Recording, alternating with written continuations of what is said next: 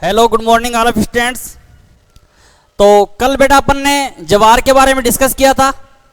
आज जवार के बारे में लास्ट जो बचा खचा है सारा अपन कंप्लीट करना है। आज जवार के बारे में टॉपिक अपना आज जवार का फिनिश हो जाएगा। तो जवार के बारे में बेटा सबसे इम्पोर्टेंट बात है जवार। तो जवार के बारे में कल अपन ने जो पढ़ा था सीड रेट।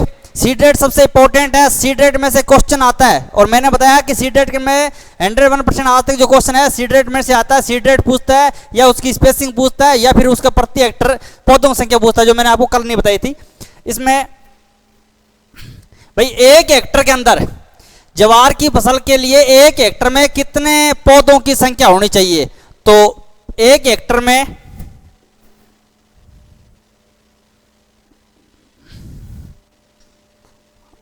पौधों की संख्या तो 1 हेक्टर में पौधों की संख्या कितनी होनी चाहिए? 1,50,000 1,50,000 पौधों की संख्या होनी चाहिए भाई 1 हेक्टर के अंदर। जवार के जो पौधे हैं 1 हेक्टर की बात करें तो 1,50,000 पौधों की संख्या होनी चाहिए। सीड रेट के बारे में कल बताया था, मैं हल्का सा आपको रिवीजन करवा रहा हूं कि सीड रेट 2 प्रकार का होता है, आपको ध्यान रखना है। एक तो क्या, चारे के लिए तो चारे के लिए सीड रेट कितनी रखनी है आपको? कितनी रखनी है? 30 से 40 केजी 30 से 40 केजी प्रति हेक्टर। यहाँ 30 से 40 की जगह 30 से 42 भी हो सकता है, 30 से 45 भी हो सकता है। आपको घबराना नहीं है बेटा, क्योंकि अप्रोक्सीमेट है, 2-4 किलो ऊपर नीचे हो सकता है। और दाने के लिए सीड के लिए सीड रेट क्या है? ये बेटा सीड रेट है, सीड रेट, ठीक है। दाने के लिए कितना है? तो दाने के लिए 9 से 12 केजी या 15 भी हो सकता है, ठीक है। 15 केजी प्रति हेक्टर, 9 से 15 केजी प्रति हेक्टर, ठीक है। उसके बाद में आपका स्पेसिंग कितना होना चाहिए? स्पेसिंग बेटा 45 इंटू 12 सेंटीमीटर। 45 इंटू 12 सेंटीमीटर का मतलब क्या है कि लाइन टू लाइन तो है 45 और प्लांट टू प्लांट कितना है आपका? 12 सेंटीमीटर, ठीक है। ये 4 जो इंपॉर्टेंट है, चारों में से एक क्वेश्चन आता रहा है आज के रिकॉर्ड तक, आज तक के में, ठीक है। तो इसको ध्यान से आप याद कर लेना। नेक्स्ट है बेटा आपके किस्म, वेराइटीज। जवार की जो वेराइटीज है इंपॉर्टेंट्स वो कौन कौन सी है उनके बारे में डिस्कस करते हैं अपन।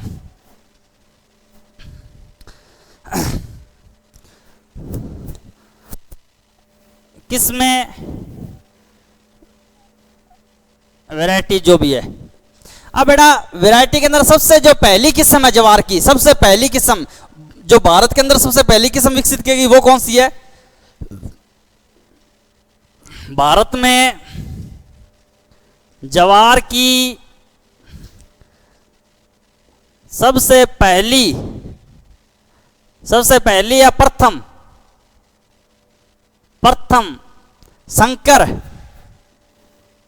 संकर या हाइब्रिड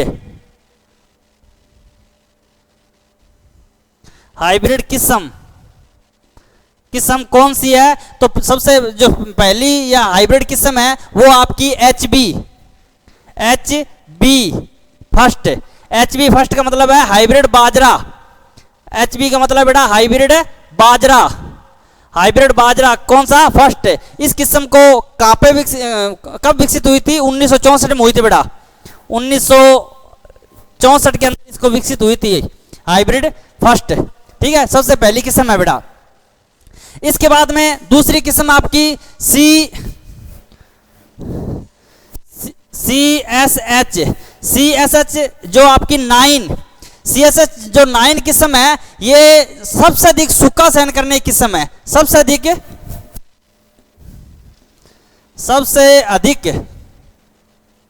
सूखा सहन करने वाली किस्म है। सबसे अधिक सूखा सहन करने वाली, सबसे अधिक जो ड्राई क्षेत्र है वो सहन करने वाली किस्म वो कौन सी है? CSH9 है बेटा। उसके बाद में आपकी CSH15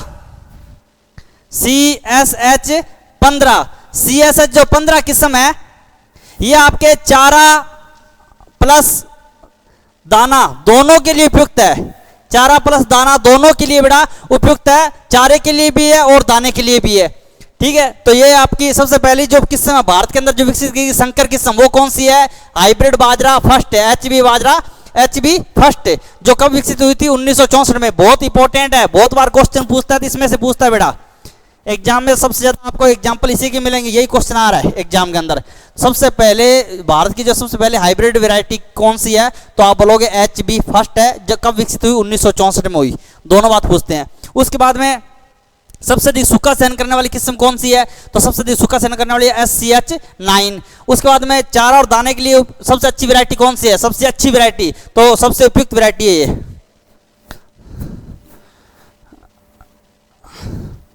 उपयुक्त तो कौन सी है? CSH15। उसके बाद में जितनी भी जो ज्वार की जो मिट्टी किस्में हैं, ज्वार की जो मिट्टी किस्म है, ज्वार की मिट्टी यानी जो स्वीट किस्म है, किस्मों में शर्करा की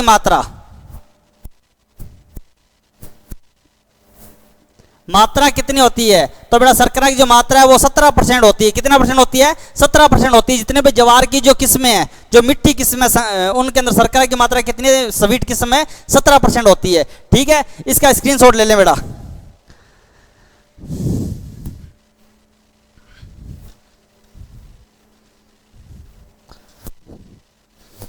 सबसे इंपॉर्टेंट इसमें आता है कि सबसे पहली किस्म जो भारत में विकसित की गई हाइब्रिड वो कौन सी है? तो HB फर्स्ट है। कब विकसित की गई? 1964 के अंदर। उसके बाद में भाई चारा के लिए किस्में, जो चारे के लिए कौन कौन सी किस्म है? चारा की किस्में, चारा की किस्में बेटा, चारे के लिए जो किस्में हैं वो आपकी एक तो है रबी के लिए M, रबी क्रॉप के लिए M35 जो 1 किस्म है वो रबी चारे के लिए सबसे अच्छी किस्म है। रबी चारा जो रबी सीजन के अंदर जो चारा बोते हैं ज्वार का, उसके लिए सबसे उपयुक्त किस्म है रबी चारे के लिए। ठीक है, उसके बाद में आपकी SSG ट्रिपलेट और SSG 593 SSG 593 और SSG 888, ये भी चारे के लिए सबसे अच्छी किस्म है। स्क्रीनशॉट ले लें।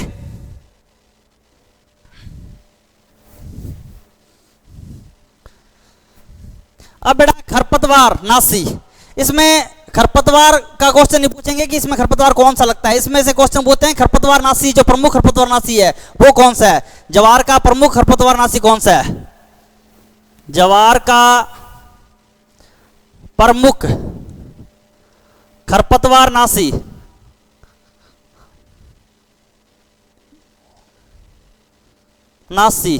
खरपतवार नाशी कौन सा है? खरपतवार नाशी का मतलब है जो खरपतवार को नष्ट करने वाला रसायन हो, उसको क्या बोलते हैं? खरपतवार नाशी। बेटा एक बात ध्यान रखना, मैं आपको जितने भी बोर्ड पे जो क्वेश्चन करवाऊंगा सारे इंपॉर्टेंट पॉइंट टू पॉइंट करवाऊंगा, कोई भी उसमें थ्योरेटिकल नहीं होगा, रामायण नहीं होगी, डायरेक्ट पॉइंट टू पॉइंट की बात करेंगे। जहां से क्वेश्चन आता है वही कराएं, क्योंकि आपके एग्जाम के लिए मात्र 2 महीने बचे हैं और 2 महीने में से भी आज 2 दिन चले गए हैं, तो दिन बचे हैं आपके कितने?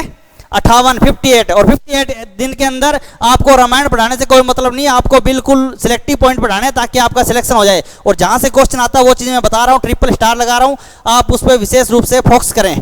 ठीक है, तो ज्वार का जो प्रमुख खरपतवार नाशी है वो कौन सा है बेटा? एट्राजीन। कौन सा है?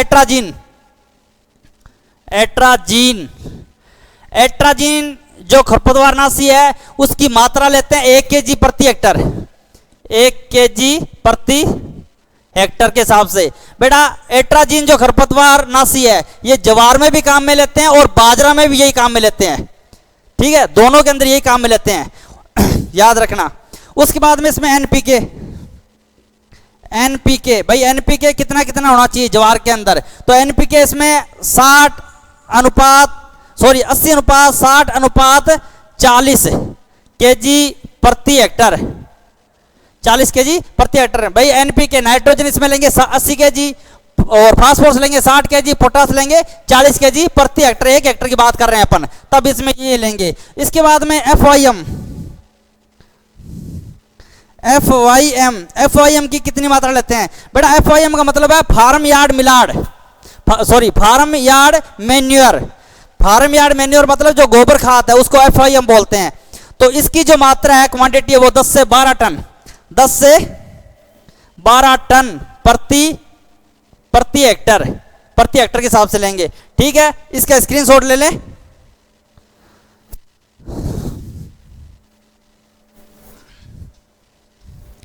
जितना करवाया उसको साथ साथ में याद करते चले जाना, वरना दिक्कत हो जाएगी। अब आपके पास में टाइम नहीं है, आपके जो लाइफ के उल्टे दिन स्टार्ट हो चुके हैं, क्योंकि एग्जाम आपके बिल्कुल क्रिटिकल स्टेज में आ चुका है।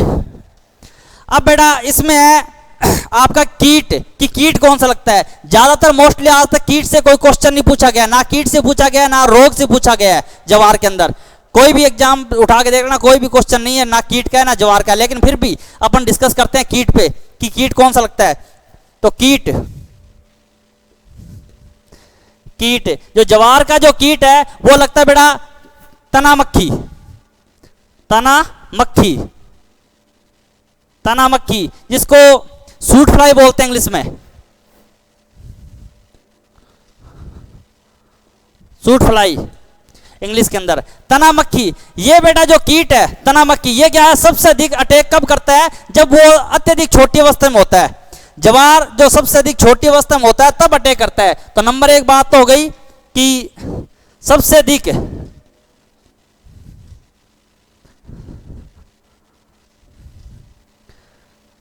हटा दो, ये इसमें ये लिखो कि ये अत्यधिक छोटी अवस्था में, अत्यधिक छोटी अवस्था किनी स्टेज इंग्लिश में बोलते हैं। छोटी अवस्था में नुकसान हो जाता है।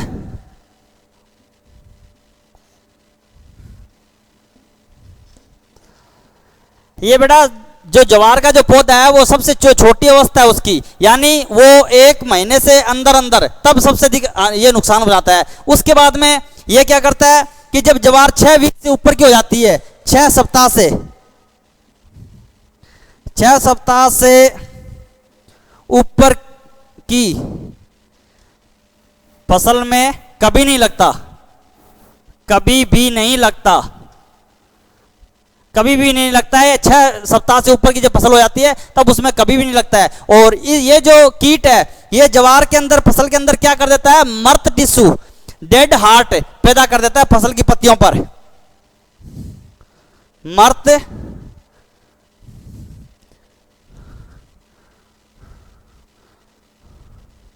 मर्त टिश्यू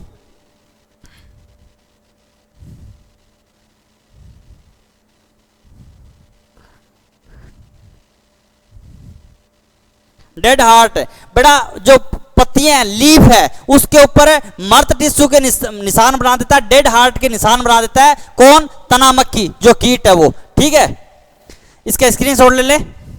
और इसका जो कंट्रोल है, कंट्रोल किससे करते हैं वो अभी बता रहा हूं।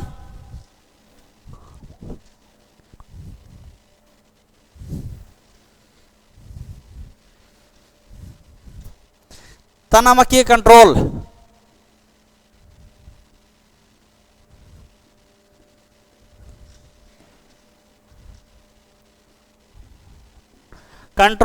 बेटा इसका कंट्रोल सबसे पहली बात तो है कि आप अगेती बुआई करें, अगेती सोविंग करें।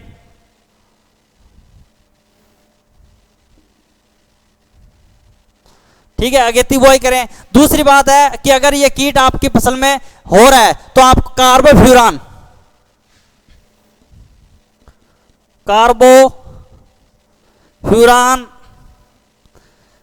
3G, कार्बोफ्यूरान जो 3G है उसका कितना 2.5 ग्राम 2.5 केजी प्रति हेक्टर के हिसाब से इसका छिड़काव कर दें। बुआई के समय इसका छिड़काव कर देना चाहिए। 2.5 kg प्रति हिसाब से बुआई के समय इसका छिड़काव कर दे, किसका, कार्बोफ्यूरान 3G, कार्बोफ्यूरान 3G का। और आप दूसरा इसका बचाव है कि आप अगेती बुआई करें, ठीक है। ये इसका कंट्रोल है कीट का।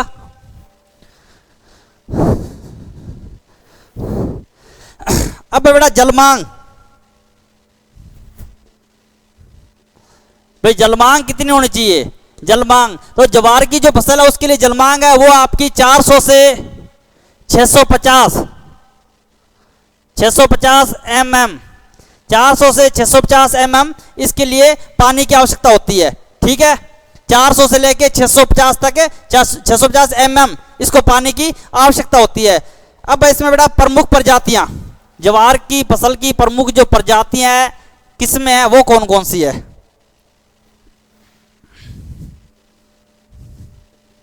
प्रमुख प्रजातियां यानी किसमें, किसमें, तो ज्वार की जो प्रमुख प्रजातियां वो है गीना बाइकलर, गिना बाइकलर, ड्यूरा बाइकलर, गिना बाइकलर, ड्यूरा बाइकलर, काफिर बाइकलर,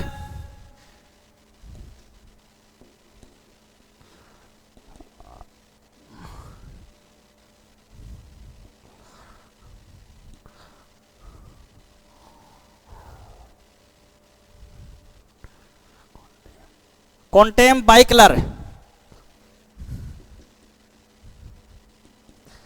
बाइकलर कौन कौन सी, गिना बाइकलर, ठीक है, ड्यूरा बाइकलर, काफिर बाइकलर और कोडेरम,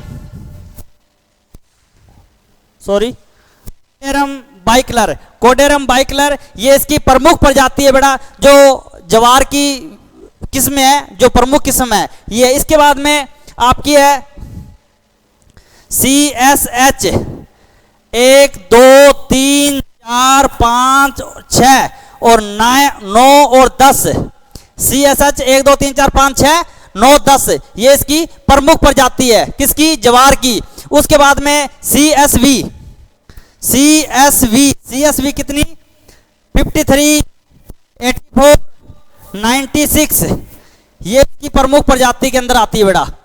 CSV 53, CSV 89, सॉरी CSV 84 और CSV 96 ये इसकी प्रमुख किस्में हैं ज्वार की, ठीक है। स्क्रीन शॉट ले लें।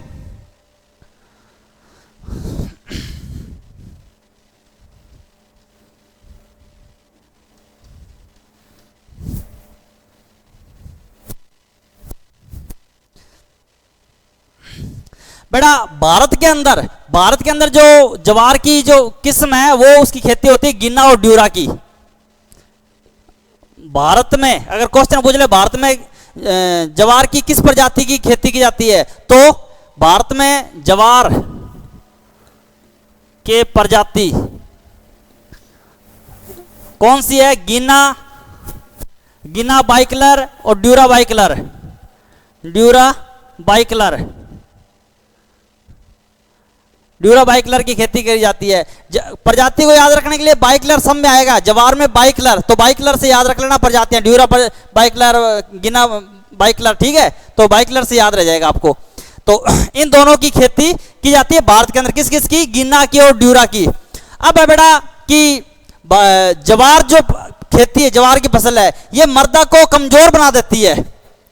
ज्वार अगर आप खेत के अंदर एक ही खेत में बार बार अगर आप ज्वार लगा रहे हैं, ज्वार की फसल ले रहे हैं, तो ये मर्दा को कमजोर बना देती है। क्यों बना देती है कि ये मर्दा के अंदर जितने भी न्यूट्रिएंट्स होते हैं, पोषक तत्व होते हैं, वो उनको सबसे अधिक ग्रहण करती है, ऑब्जर्व करती है, उसके कारण उसकी मर्दा को कमजोर बना देती है।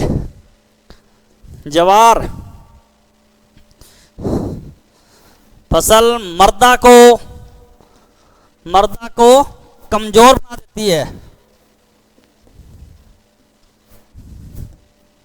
बना देती है, ठीक है। क्यों बना देती है कि सबसे अधिक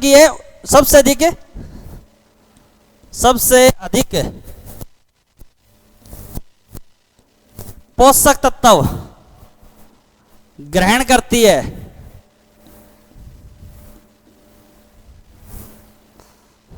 सबसे अधिक पोषक तत्व ग्रहण करती है, इसलिए ये मृदा को क्या करती है, कमजोर बना देती है बेटा। इसके बाद में जो ज्वार है, ज्वार आपका पौधा होता है, ज्वार, ज्वार का पौधा कैसा होता है, C4, C4 होता है, ठीक है। इसे बहुधा पर परागण, पर परागण भी कहते हैं और ये अलग प्रकाश प्रवाही पौधा भी होता है। ज्वार अलग प्रकाश प्रभावी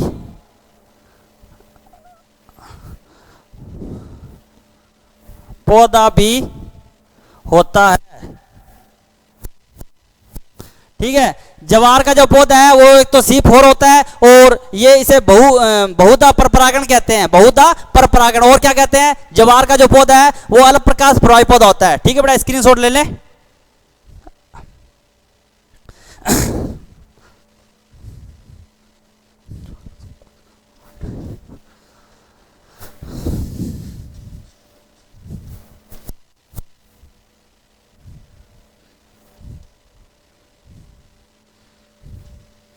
इसके बाद में जो ज्वार की जो संकुल किस्म है, कौन सी किस्म, संकुल किस्म, वो कौन सी है, वो सवर्ण है बेटा।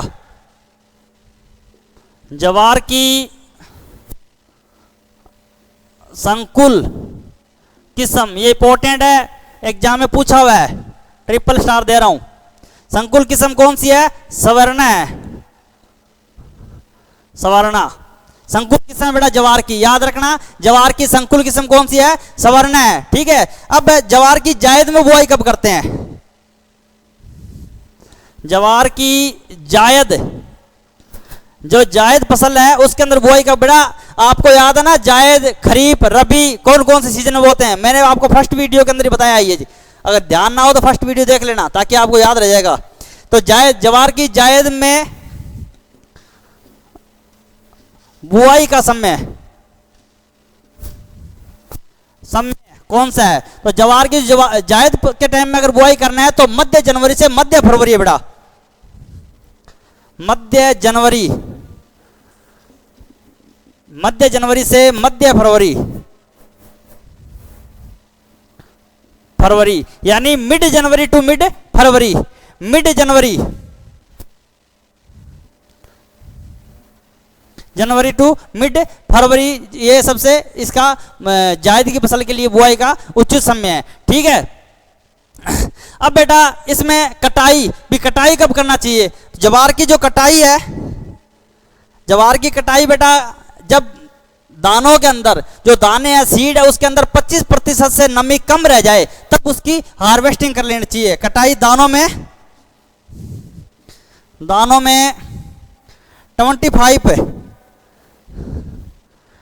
25% से कम नमी पर, 25% से कम नमी रहती है तब उसकी कटाई करनी चाहिए ज्वार की, ठीक है। उससे पहले इसकी कटाई नहीं करनी चाहिए। और इसका जो स्टोरेज है वो कहाँ कब करना चाहिए, स्टोरेज आपको जब उसमें दाने में 10 से 12% नमी रहती है तब उसका स्टोरेज करना चाहिए। स्टोरेज दाने में 10 से 12% नमी पर, 10 से 12% जब नमी रहती है तब उसका स्टोरेज करना चाहिए बेटा, ठीक है। अब उसका प्रमुख नरबंदे जो किस्म है वो कौन सी है, इसकी प्रमुख नरबंदे किस्म, नरबंदे मतलब मेल स्टेरिलिटी, नरबंदे को बोलते हैं मेल स्टेरिलिटी।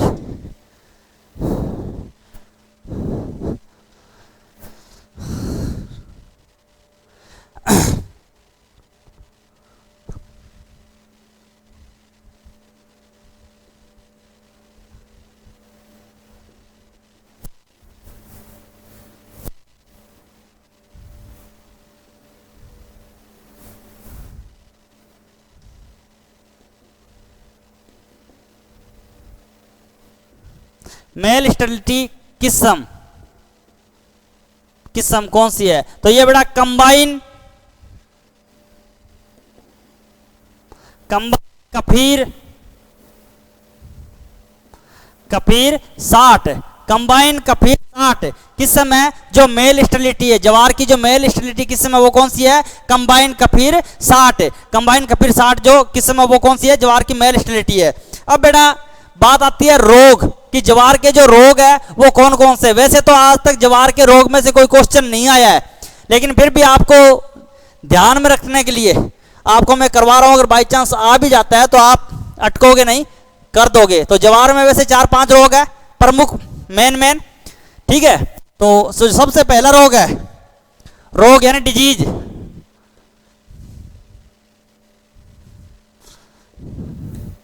रोग।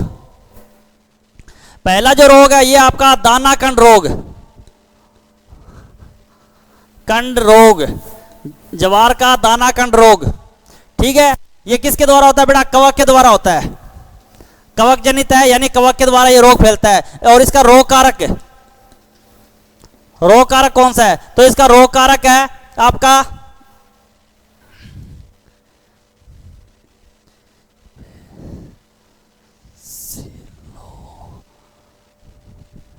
स्पेसिलोथिका, स्पेसिलोथिका, स्पेसिलोथिका नामक कवक,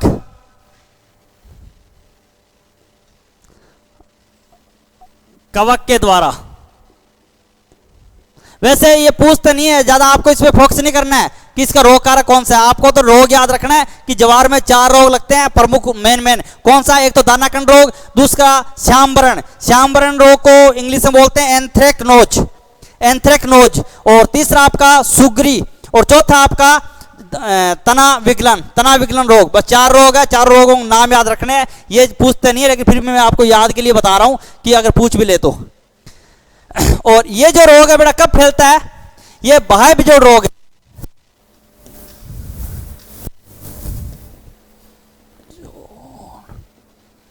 बाह्य बिजोड़ रोग है, बाह्य बिजोड़ रोग के माध्यम से पौधे के अंदर फैलता है। दूसरा है बेटा आपका कौन सा है, श्यामवरण,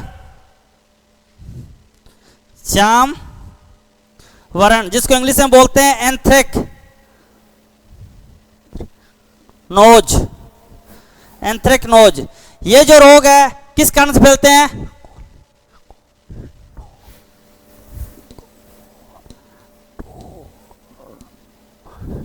कोलेटोट्राइकम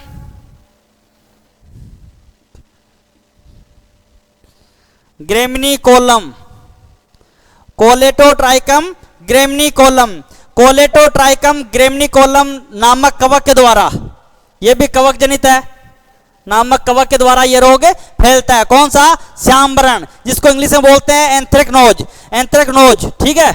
उसके बाद में आपका सुगरी, सुगरी, सुगरी जो रोग है ये आपका किससे फैलता है बेटा, इसी रोग से फैलता है, स्पेसिलोथिका,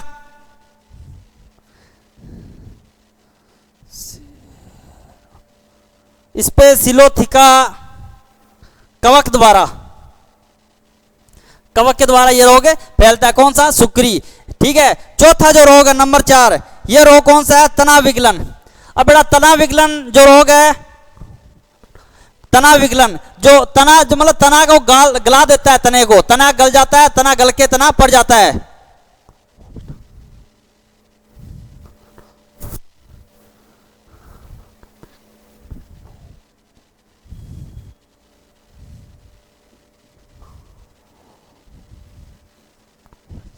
मैक्रोफोमिना फोजिओलाई,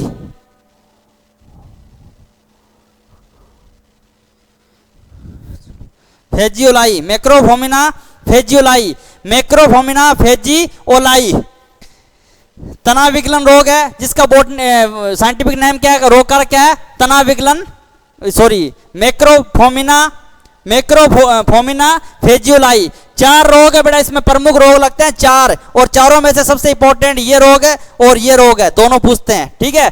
तो आपका जो दानाकंड रोग है वो कौन सा है, स्पेसिलोथिका नामक कवक के द्वारा फैलता है, और ये बाह्य बिजोड़ रोग है। उसके बाद में श्यामवरण या एंथ्रेक्नोज, ये कोलेटोट्राइकम ग्रेमिनिकोलम नामक कवक के द्वारा ये रोग फैलता है। इसके साथ ही जवार की जो फसल है आपकी कंप्लीट हो चुकी है, ठीक है। और अगर इसमें एक बात और ध्यान रखना, स्टोरेज कर रहे हैं, स्टोरेज, तो स्टोरेज करते समय जो अपन जो नुकसानदायक जो जैसे चूहा है, चूहे से बचाने के लिए जो नुकसान जो कीट है चूहा, उनसे बचाने के लिए जो दवाई यूज करते हैं वो कौन सी है?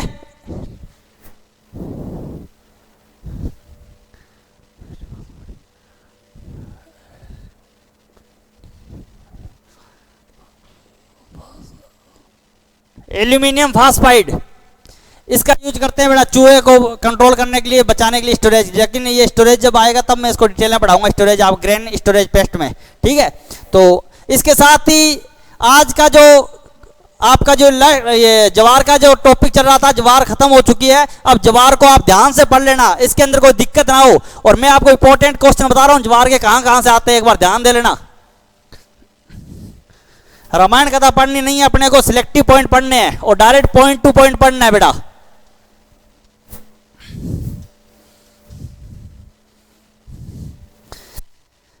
एक तो नंबर 1 पे तो बात है आपकी सीड रेट। सीड रेट में से पूछते हैं, और सीड रेट में से क्या 2 प्रकार के याद रखना है। एक तो चारे के लिए, चारे के लिए कितना 30 से 40 केजी प्रति हेक्टर, और दूसरा आपको याद रखना है दाने के लिए यानी सीड के लिए। तो दाने के लिए कितना है बेटा 9 से 15 केजी प्रति हेक्टर। और इसके बाद में याद रखना इसमें स्पेसिंग, दूरी, भाई कितनी दूरी पर बोना चाहिए। तो इसके अंदर लाइन इंटू प्लांट कितना है आपका 45 into 12 centimetre, 45 into 12 centimetre line into plant, line से लाइन 45 सेंटीमीटर, पौधे से पौधे दूरी 12 सेंटीमीटर। और उसके बाद में प्रति हेक्टर पौधों की संख्या, पौधों की संख्या तो 1,50,000, 1,50,000 प्रति हेक्टर पौधों की संख्या रखते हैं। यह बात इंपॉर्टेंट है, इन चारों को याद करना बड़ा अच्छे से। ट्रिपल स्टार है आता है इसमें से। दूसरा है किसमें एक विषैला पदार्थ पाया जाता है ज्वार में, विषैला पदार्थ कौन सा है? विषैला पदार्थ, ठीक है, कौन सा है? यह आपका धुरीन, धुरीन या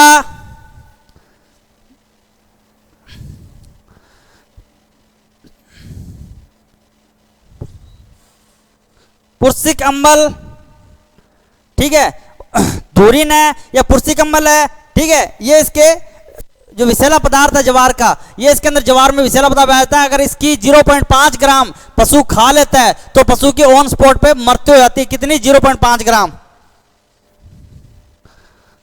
ग्राम पशु अगर खाता है तो पशु की मृत्यु हो जाती है बेटा। और ये कब पाया जाता है? जो कनिष्ठ स्टेज है, छोटी अवस्था के अंदर ये पाया जाता है। तो इसके इंपॉर्टेंट जो टॉपिक के क्वेश्चन है वो मैंने आपको बताया कहाँ कहाँ से क्वेश्चन आते हैं। जलमांग 400 से 650 mm, ठीक है, इसकी जलमांग की आवश्यकता होती है। इसका जो प्रमुख कीट है वो कौन सा है?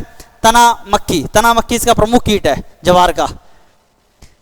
तो ये टॉपिक खत्म हो गया। तो कल के लिए इसको याद करके आना, कंप्लीट याद आपकी कल होगी। कल जय हिंद, जय भारत।